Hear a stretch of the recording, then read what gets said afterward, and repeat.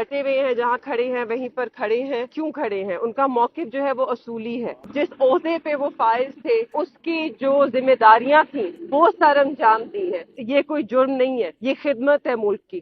شفاف سیاست کی ہے انہوں نے، آج تک ان پہ کوئی کرپشن کا داغ نہیں۔ جاتے ہیں آپ کے سیکیورٹی چیکس ہوتے ہیں، آپ کا اکوپمنٹ بھی سیکیورٹی چیک ہوتی ہے۔ اکوپمنٹ نہ بھی ہو، اگر آپ لوگ کورٹ میں صرف بیٹھے ہو تو اس سے آٹومیٹکلی ایک ٹرانسپیرنسی اور ایک شفافیت پورے سسٹم کو، پوری ٹرائل کو مل جاتی ہے۔ تو ہمیں امید ہے کہ جج صاحب اس پر بھی نظر ڈالیں گے اور اس کو کنسیڈر کریں گے۔ اس کے علاوہ میں اپنے والد سے متعلق کچھ بات کرنا چاہتی ہوں۔ وہ ماشاءاللہ ان کی صحت بالکل ٹھیک ہے۔ وہ ڈٹے ہوئے ہیں، جہاں کھڑے ہیں وہیں پر کھڑے ہیں۔ ان کا کیوں کھڑے ہیں؟ ان کا موقف جو ہے وہ اصولی ہے۔ جو انہوں نے چارج شیٹ میں اور ایف آئی آر میں 3 ان پہ الزام لگائے ہیں، وہ انہوں نے وہ کیے ہی نہیں ہیں۔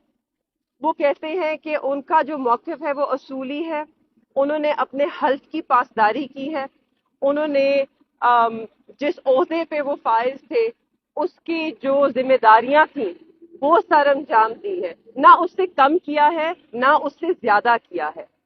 جس کے لیے ان کو لوگوں نے الیکٹ کر بھیجا، منتخب کیا حلقے والوں نے، اور پھر اسمبلی بھیجا، اور پھر جو ان کی جماعت نے انہیں جس قابل سمجھا اور جو عہدہ دیا ان کے مطابق انہوں نے اپنا کردار ادا کیا ہے، نہ اس سے کم کیا ہے نہ اس سے زیادہ کیا ہے۔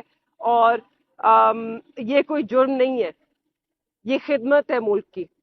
اپنا فرض سر انجام دینا، اپنے حلف کی پاسداری کرنا، تو انہوں نے وہی کیا ہے۔ انہوں نے اپنے ملک کی خدمت کی ہے، نہ ہی آج کی ہے مگر 40 سال سے کرتے آ رہے ہیں۔ ایک شفاف سیاست کی ہے انہوں نے، آج تک ان پہ کوئی کرپشن کا داغ نہیں، آج تک کوئی ان پر انگلی تک نہیں اٹھا سکتا۔ تو 40 سال سے ایک آدمی نے ایک شفاف طریقے سے، ایک شخص نے ایک شفاف طریقے سے سیاست